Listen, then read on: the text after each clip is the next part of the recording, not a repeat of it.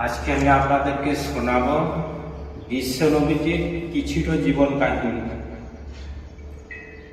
বিশ্বনবী হযরত মুহাম্মদ সাল্লাল্লাহু আলাইহি সাল্লাম যে মহানবী সৃষ্টি না হলে কোনো কিছুই সৃষ্টি হতো না।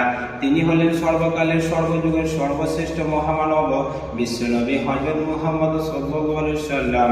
তিনি এমন এক সময় পৃথিবীর বুকে আবির্ভূত হয়েছিলেন যখন রাজনৈতিক, অর্থনৈতিক, সামাজিক, সাংস্কৃতিক, নৈতিক ও ধর্মীয় অবস্থা অধঃপতনের চরম সীমায় নেমে গিয়েছিল।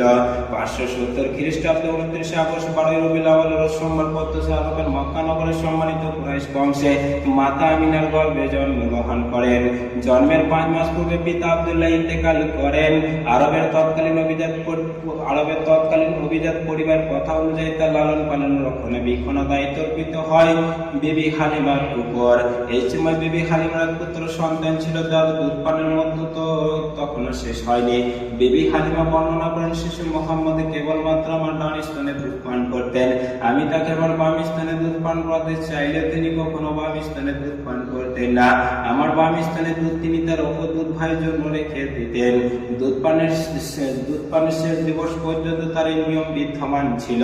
ইনসাফের মহান আদর্শ তিনি শিশুকালেই দেখিয়ে দিয়েছেন। মাত্র 5 বছর তিনি ধাত্রী হালিমার তত্ত্বাবধানে ছিলেন। এরপরে ফিরে আসেন মাতা আমিনার গৃহে। 6 বছর বয়সে মাতা আমিনার সাথে পিতার কবর জিয়ারতের উদ্দেশ্যে মদিনা যান এবং মদিনা হতে প্রত্যাবর্তনকালে আবহানাম স্থানে মাতা আমিনা ইন্তেকাল করেন। এরপরে ইয়াতিম মুহাম্মদ সাল্লাল্লাহু আলাইহি সাল্লামের লালন পালনের দায়িত্ব অর্পিত হয় তোমার নয় দাদা আব্দুল মুত্তালিব ও চাচা আবু তালিবের উপর। পৃথিবীর সর্বশ্রেষ্ঠ মহামানব আবির্ভূত হয়েছে শাহজাহানের রহমত হিসেবে। তিনি হলেন আজন্ম ইয়াতিম এবং দুঃখ বেদনার মধ্য দিয়ে তিনি গড়ে ওঠেন সত্যবাদী, পরোপকারী এবং আমানত হিসেবে।